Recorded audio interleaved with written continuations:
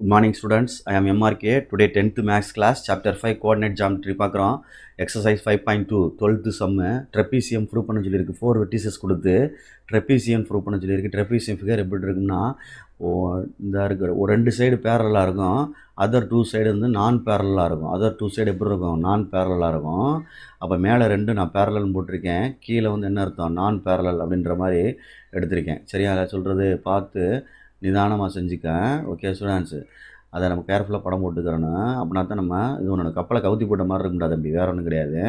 இது ஏன்ற வெர்டிசஸ் வச்சுக்கிடுவோம், இதை பீன்ற வெர்டிசஸ் வச்சுக்கிடுவோம், சின்ற வெர்டிசஸ் வச்சுக்கிடுவோம், டீன்ற வெர்டிசஸ் வச்சுக்கிட்டோம்னா ஏபின்றது பேரலல் அப்படின்ற மாதிரி கொடுத்துருக்கேன். சரிங்களா? சொல்கிறது பேரலல் டு எதுக்கு? டிசி அப்படின்னு அர்த்தம். இது ரெண்டுக்கும் இப்படி இது ரெண்டு நான் பேரலல்னு அர்த்தம். அதாவது ஏடியும் நான் பேரலல்னு அர்த்தம். ஏடியும் நான் பேரலல், என்னது? பிசியும் நான் பேரலல் அப்படின்னு ப்ரூஃப் ஆகிட்டாலே இந்த கிவன் வெர்டிசஸ் ஃபார்ம் ஏ ட்ரெபீசியம் அப்படின்னு சொல்லிடலாம். ஓகே, அப்போ ஃபஸ்ட்டு வந்து கிவன் பாயிண்ட்டை நான் எடுக்கிறேன். கிவன் பாயிண்ட் ஏ அப்படின்னு எடுத்துட்டேன். 3,-4 பின்னு ஒன்று எடுக்கிறேன். பின்ற பாயிண்ட் என்ன இருக்குது? 9,-4 இருக்குது.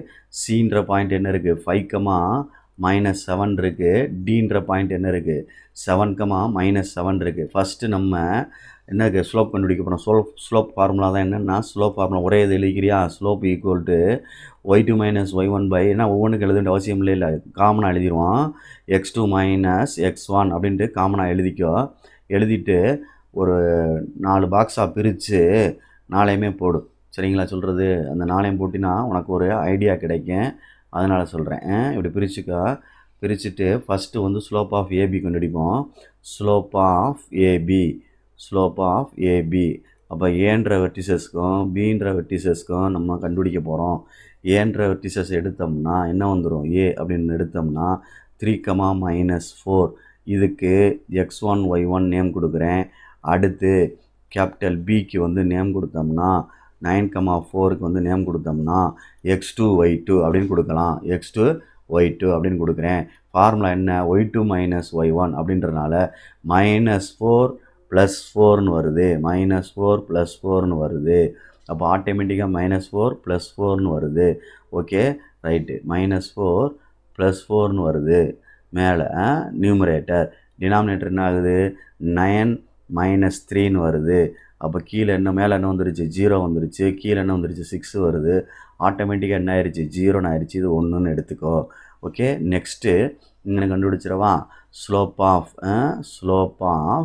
என்னது? மேலே கண்டுபிடிக்கிறேன், டிசி. ஸ்லோப் ஆஃப் டிசி அதே ஃபார்முலா தான், ஈக்குவல் டு டின்ற பாயிண்ட் எடுத்தோம்னா 7,-7, சின்ற பாயிண்ட் எடுத்தோம்னா 5, என்னது? -7. அப்போ இது x1 y1 நேம் பண்ணிடுறேன். சியை வந்து x2 y2 நேம் பண்ணுறேன். ஓகே ஸ்டூடெண்ட்ஸ், அப்போ -7 + 7 y2 - y1, அடுத்து 5 - 7. அப்போ என்ன ஆயிடுச்சு? ஆட்டோமேட்டிக்காக மேலே 0 ஆயிடுச்சு, கீழே -2ன்னு வருது. ஈக்குவல் டு என்ன வந்துருச்சு? 0. இதை வந்து நான் நேம்டு 2ன்னு பண்ணிட்டேன். நெக்ஸ்ட்டு ஸ்லோப் ஆஃப் இந்த சைடு கண்டுபிடிக்க போகிறேன். ஸ்லோப் ஆஃப் ஏடி அப்படின்னு கண்டுபிடிக்க போகிறேன். ஸ்லோப் ஆஃப் ஏடி அதே ஃபார்முலா தான். ஏக்கு உள்ள பாயிண்ட்டை நம்ம எடுத்தோம்னா, ஏக்கு உள்ள பாயிண்ட்டு எடுத்தோம்னா என்ன வரும்னு பார்த்துக்கோ. ஏக்கு உள்ள பாயிண்ட்டை எடுத்தோம்னா என்ன வரும்னு பார்த்துக்கோ. ஏக்கு உள்ள பாயிண்ட்டு எடுத்தோம்னா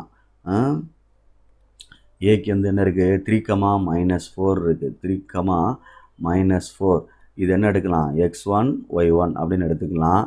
நெக்ஸ்ட்டு டீன்ற பாயிண்ட்டை எடுத்தோம்னா 7,-7 அப்படின்றத x2 y2ன்னு எடுத்துக்கோ. ஓகே சொல்கிறது ரைட். இப்போ y2 - 1னா -7 + 4, -7 + 4ன்னு வருதுடா தம்பி. பை கீழே என்ன வருது? 7 - 3ன்னு வருது. 7 - 3, 7 - 3ன்னு வருது. அப்போ ஆட்டோமேட்டிக்காக என்ன வருது? -3/4ன்னு வருது.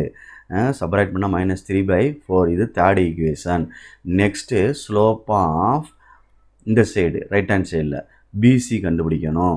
ஓகே சொல்கிறது ரைட்டு. அதே ஃபார்முலா தான் பிக்கு எடுத்துக்கிடுவோம். பிக்கு நேம் பண்ணோம்னா என்ன வரும்? 9,-4. இது x1 y1 நேம் பண்ணிக்கிறோம். x1 y1. அடுத்து என்னது? சி வந்து என்ன இருக்குது? 5, -7. இதுக்கு நேம் பண்ணால் என்ன வந்துடும், x2 y2ன்னு வந்துடும்.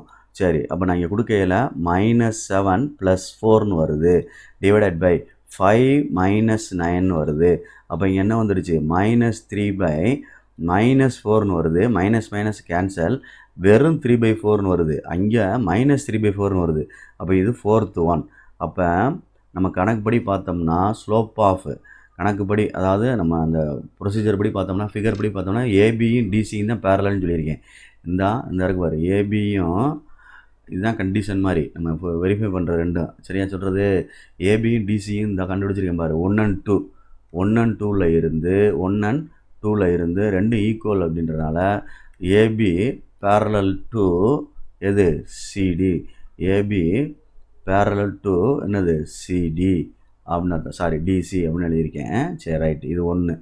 நெக்ஸ்ட்டு அதில் ரெண்டுலேருந்து ஃப்ரம் 3 and 4லேருந்து அது ரெண்டும் நான் பேரலல் அப்படின்றது அர்த்தம். எது ரெண்டும், ஏடியும்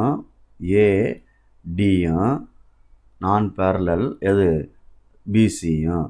therefore ஏபிசிடி given vertices இருக்குவார், given vertices form a அல்லது given points are form a என்னது, ட்ரெப்பீசியம் அப்படின்னு எழுதி முடிக்கணும். சரிங்களா தம்பி, பார்த்து நிதானமாக செஞ்சுக்க. Okay students, thank you.